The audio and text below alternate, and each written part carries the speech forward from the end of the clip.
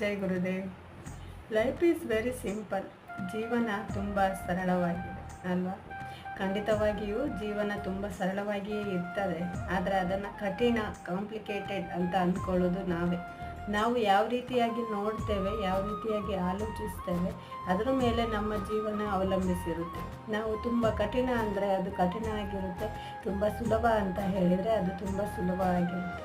So ಅದಕ್ಕೋಸ್ಕರ ದೊಡ್ಡವರು ಹೇಳ್ತಾರೆ, what you think you became ಅಂತ.